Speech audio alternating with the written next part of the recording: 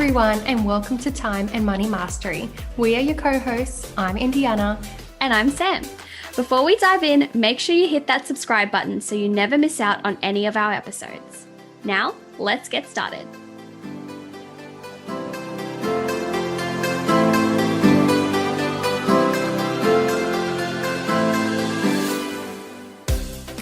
Hello, everyone, and welcome back. Today, we're doing a guest podcast, and we are joined by the amazing Maddie Walton of At Money with Maddie, and she is 23 years old and chasing financial freedom. Welcome to the podcast, Maddie. Thanks so much for having me. I'm honoured to be here. Oh, I loved watching your journey. So let's dive in and have a little bit of a chat. I love talking about, how different people our age sort of manage their money and how they got to where they are, and just, encourage other people that it's not too late or too early to start their money journey. So tell me a little bit about your background and, what money means to you.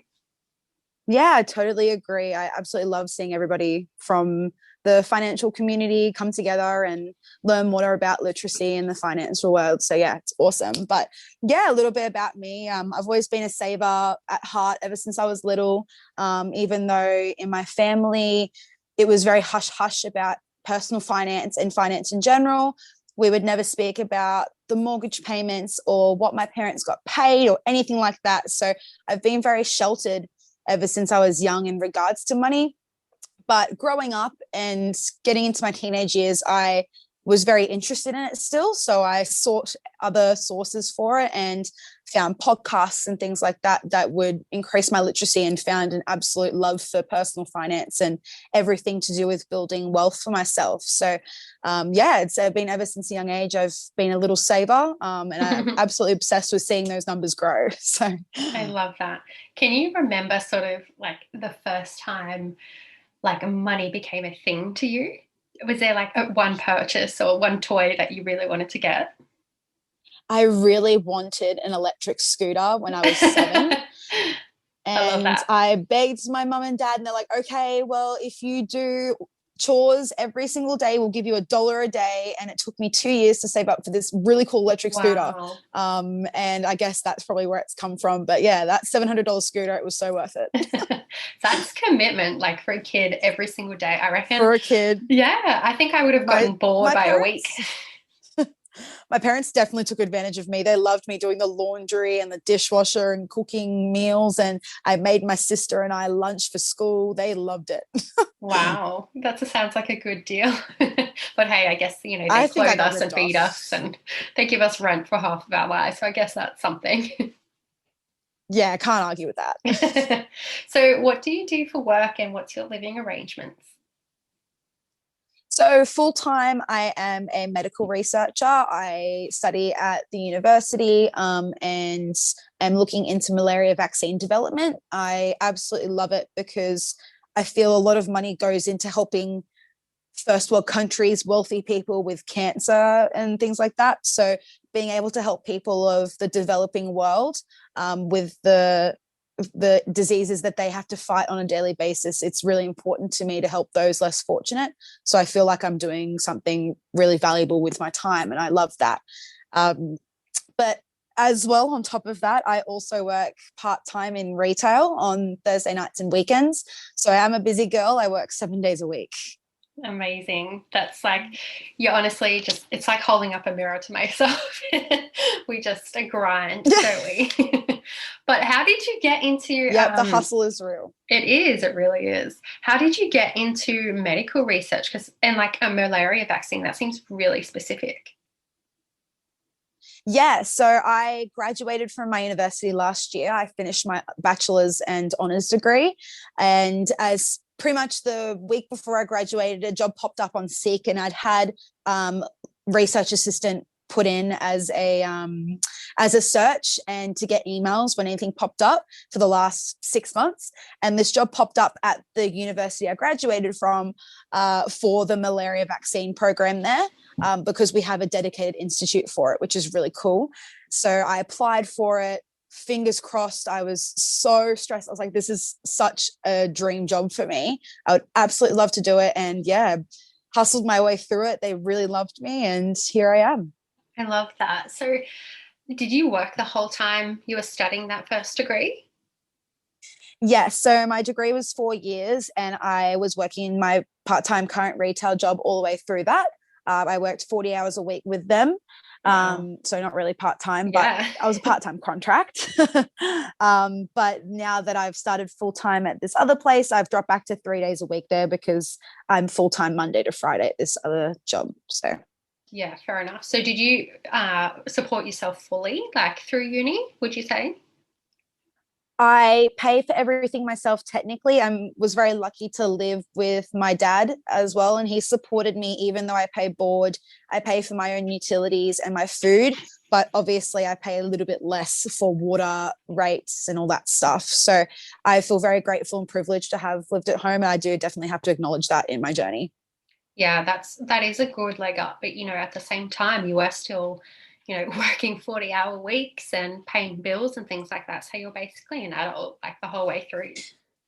Yes, I mean it was hard, but I feel like it's worth it to have that maturity and that level of independence. Even though I was going through uni, I didn't want to go on Centrelink, and I'm not saying that it's a bad thing, but I really wanted to prove to myself that I could support myself through something like this. So it was a challenge for me, but it was worth it just in my own eyes. Yeah, I totally get that. I agree. I wanted to do it all by myself. And, there's definitely times where I think, we should ask for help. But I also get that whole, like, I want to do it by myself and say that I did it all alone kind of bravo Yeah, mentality. yeah, exactly. And I did do it and I could do it. So I'm not going to take away that money that could go to somebody else that really needs it. So Yeah, yeah. exactly. That's great. And if you're comfortable sharing, what's sort of your savings or net worth sitting at the moment?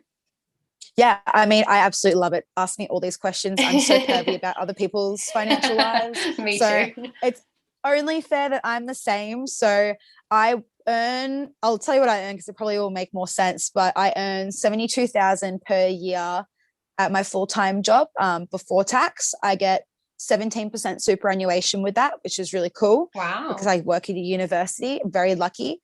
I earn at my part-time job about 30,000 a year now. It was more, but now I've dropped back to part-time. And I also have side hustles on top of that. So in my savings right now, I have 25,000. That's including my emergency fund that I do not touch. I have 45,000 in super. I have 80,000 in shares, but I have a hex debt of 32,000. So my net worth as of end of February is 104,000. Oh my God. I'm just shocked. That's incredible. That's really, really impressive. You should be really proud of that. Oh, thank you. Appreciate that. That's, yeah, like putting yourself through uni and working those hours while studying. And, I'm guessing you live out of home now. Like, that's really impressive. Like, do Yeah, I you, mean, do you I didn't acknowledge that, or do you kind of feel like that's just who you are and it's just normal? it hadn't hit me until I actually started tracking my net worth because I didn't start until the start of this year. And I was at 84,000 as of January 1st this year. And I just had a couple of jumps because of our shares had a pretty good run for the first 2 months of the year. Not so much now, but oh my gosh, when I hit the 100K mark for my net worth, I was like, this is insane. How did I even get to here? But I mean, it's been obviously a fair bit of saving and investing that's gotten me to this point. So I feel super grateful to be in this position and so happy that 100K milestone has been hit and I can go on my way to the next 100K milestone again. Yeah, they say the first 100 is the hardest, and then it's all Exactly. compound interest. Exactly. I love that eighth wonder of the world. Yes. My goodness, I'm just like taken aback. That's awesome. And you're younger than me too. That's so cool. Oh. It's awesome. I think like too often in what we do, like we don't really like acknowledge how awesome it is, like because it's so second nature to us that it's like, oh, okay, like I know with me, I feel like, oh, if I hadn't made those bad choices, if I'd worked a bit harder, if I hadn't done this and that, oh, I should be, better off, like I should be higher. But, it's amazing, like just to acknowledge how far you have come And like, oh, it's just awesome. I don't think we applaud ourselves No, enough. for sure. I mean, like, I just feel like it's like, yay, that was ticked off. Cool. On to the next thing. And you don't take that Exactly. minute to breathe and actually acknowledge, hey, this is actually really cool. Like, give yourself a pat on the back, on the Absolutely. back. And I think it's so important because otherwise we'll never feel satisfied if you don't, Yeah, be grateful for where you are at. So totally another, agree. yeah, another question for you.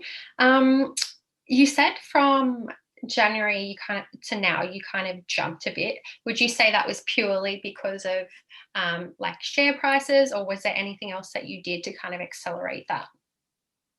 Well, I started my full-time job in January, so Ah, that okay. boost in income helped me a lot with my savings. But I think about $8,000, so about 50% of that jump was attributed to share growth and also contributing to my shares as well. So with my part-time job, I actually do get, it's called an employee share purchase plan. So I get I get to put some of my pay into shares of the company I work for. So that was really cool. But that's every 6 months, and it's January 31st and July 31st. So January 31, that extra 3 grand hit my shares account that I never attribute for because it's just held by my company for 6 months and then they put it towards the shares. So that's really Wow. cool. But it's an extra 3 grand that I just forget about every 6 months, that just then jumps into my net worth, which is quite a nice surprise. Yeah, not complaining about that. I didn't know that Australian companies did that. I hear about it all the time in America, but yeah. I work for Apple, so it is an American company. Ah, okay, that makes sense. Because I was like, I've never heard Yes. of that being like available to Australians. I But think it might be available for Woolworths, maybe, like West Farmers, but okay. I'm not 100% sure. I feel like it is, but I'm not sure about. I think they might just gift them shares. But for me, Yes. it gets taken out of my pay. So I can choose from 0 to 10% of my pay to get taken out. And I don't even see that money. I've done it ever since I worked there at 18. So it's just something I've always done and completely forgotten about. Yeah, And what percentage do you choose? 10%. You're a clever girl. Very, very clever. Because you never see it, you never actually have it. And that's putting quite a Exactly. sizable amount into the shares. For So sure. I'm gathering from everything you're saying that you are definitely pro shares. I am definitely pro shares, but I am looking to purchase my first property this year as well. Yes. Is that something you're doing with your partner, or you want to do it on your own? I'm actually doing it on my own. It's been a goal of mine ever since I was maybe 15, 16. And I only met my partner about a year ago. And I don't want to put that financial stress and burden on him when it isn't a goal of his or a value of his. Yes. So I just want to, again, kind of same thing with uni. I want to do this for me. I want to prove it to myself that a young 23-year-old girl on her own can do it. I love that. Um, it's doable. It's doable for everyone. If I can do it, other people can do it too. So I don't want to have to rely on my boyfriend. And, a man is not a financial plan. Yes. um, so yeah, this is gonna be on my own. He might pay me board, a small amount of board or something, but we'll figure that out along the way. But the deposit, the mortgage, everything's under my name. He doesn't want to worry about it. I don't want him to worry about it. And we'll go from there. That's awesome. I love that. I think there's something so empowering about, women just being like, hey, no, I'm going to do this by myself. I can do it. I've got something to prove. Like, it's so awesome. Like, because I always used to think like, oh, Yes. I'll never be able to buy a house because I would, I didn't have a partner that was in the same, mindset as me, but B, like, I probably wouldn't Mm. trust them just because Yeah, like, if something goes wrong, that's all my hard work that's potentially on the line. So I think that's really cool. And exactly. yeah, you're showing other women, young or older, that it's totally possible to do on your own. So how much are you going into the house deposit with? 10%, 15?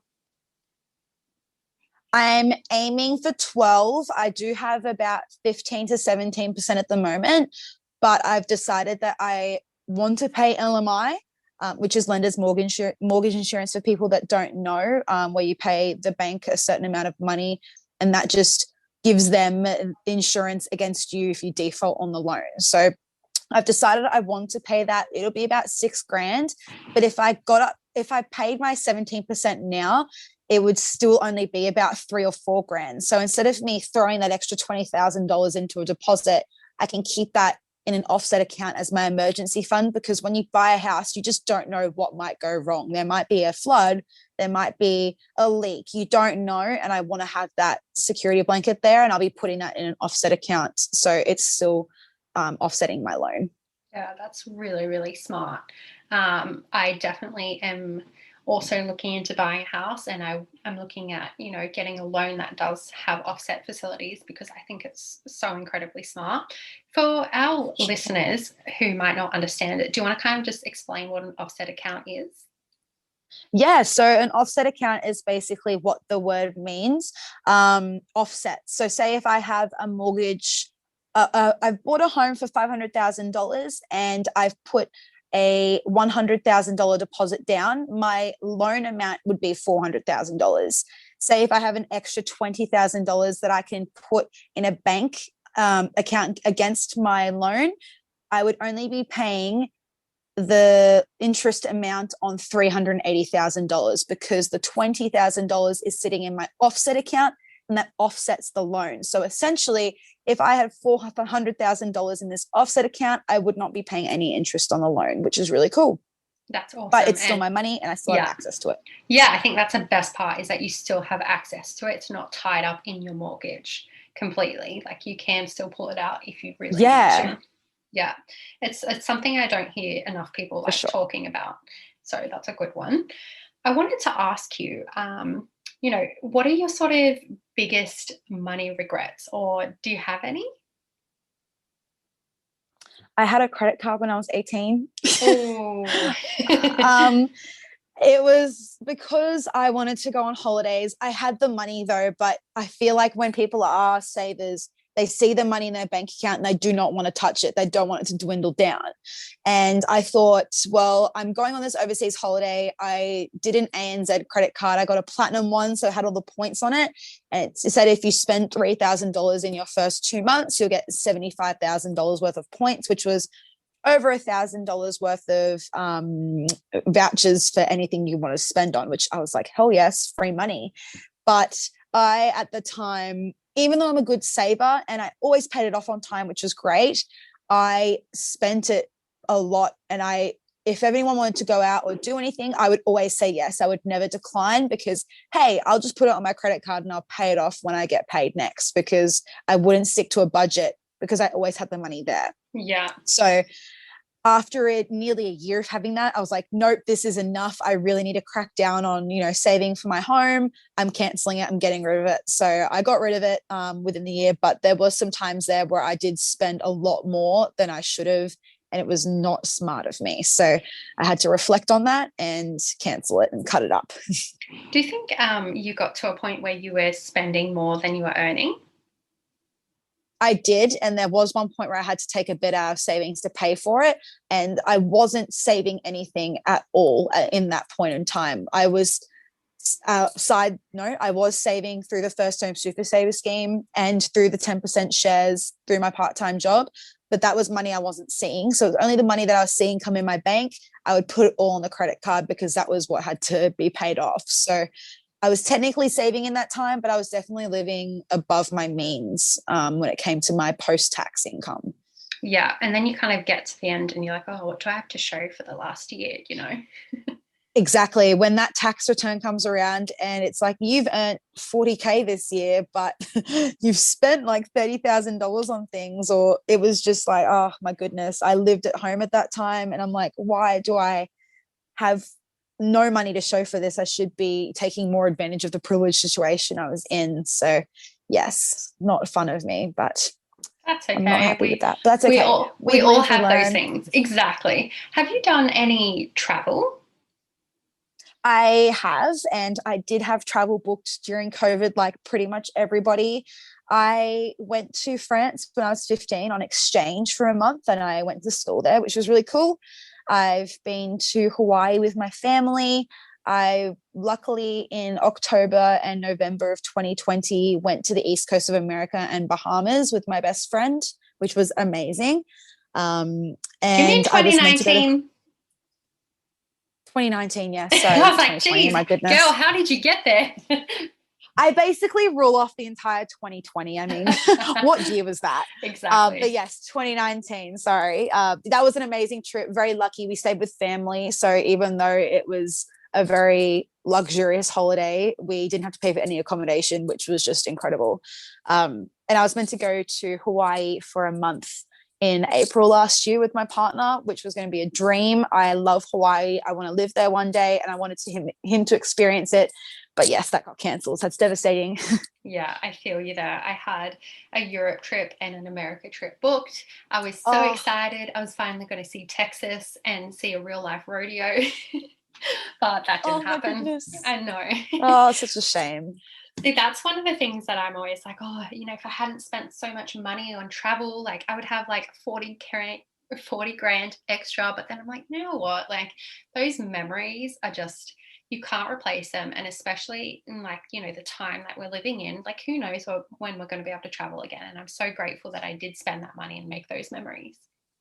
I totally agree. And the big thing with me is my value is travel and making memories and having experiences. So when I do go on holidays, I spend a lot on experiences. So when we were going to Hawaii, we were going to go skydiving, open door helicopter rides, a lot of hiking, and shark dives as well. We were going to do all these different things. I was going to go scuba diving. I spend a lot of money on experiences and memories, and I think they're the most important thing to me, and then one of my money values. So I'll spend as much money as I want to on that. And I'll be more frugal in other areas of my life. Definitely. And it's funny you say that because that's actually kind of how like our podcast name came around, Time and Money Mastery, is you really can't have one without the other. Like you can have plenty of money, but if you have no time, then what's really the joy in it? And there's no better way to spend your money than on making memories, because you can never get that time back ever. I totally agree. Yeah. Yeah. And so I want to make the most of it. And that's why I love traveling and seeing the world. I don't know where I'm going to be in 10 years, 15 years' time. Am I going to have a family and not have the chance to travel solo? I don't know. So I hope we can get back to travel soon so we can experience more of the world. Me too, definitely. So I just had one more question for you, because you didn't start your account very long ago, did you? No, I started it on the 1st of January this year. I feel like a lot of people did actually. Yeah, that was not that long ago. We're only in March now. And how have you grown so fast? Well, I feel like I've just connected with a lot of like-minded people like you. It's been awesome to experience people that think the same way as me in regards to money, financial freedom, and personal finance.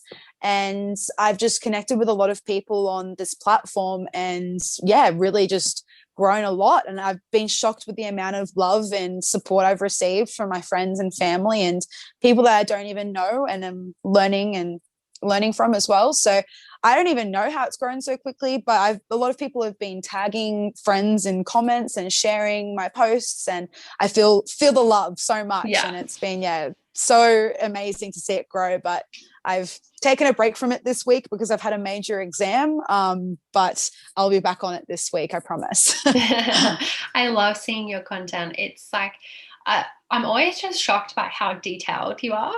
Like you just go into so much detail, and I'm like, how does this girl who works 7 days have so much time to put into these posts? They're just awesome. Oh, thank you. I really don't have the time, but I have to admit it's like a hobby for me. I really enjoy it. And I was discussing it with my partner last year. I'm like, I don't have time and I don't even know what my hobby is. And he's like, you literally listen to finance podcasts every single minute you have spare, and all you do is talk about personal finance. Have you realized that that's kind of your hobby? And I was like, oh my gosh, you're right.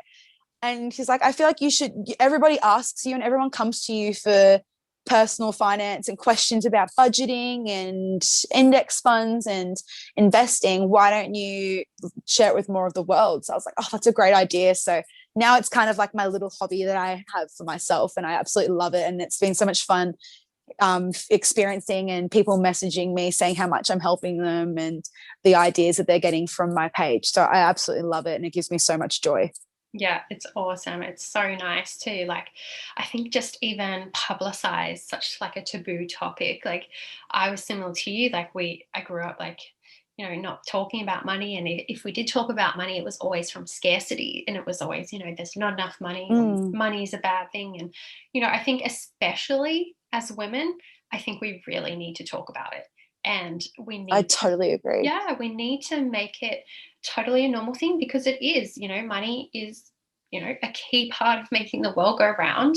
And the reason that I started the abundance movement is because I never want any woman to be in a position where she is stuck with, a bad partner or family or friends or, in a job that she doesn't want to do because she's stuck financially. Like, I never want anyone to feel like that. Like, it doesn't need to be that way. You don't need to rely on a man. A man is not a financial plan. You can stand on your Yes. own 2 feet and girl, you've got this. Yes. Preach it. I love Yes. it. Yeah.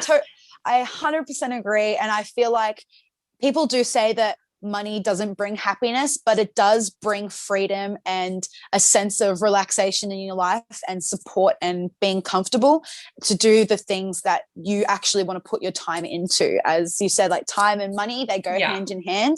And if you're stressed about money, you don't spend the time doing the things you love.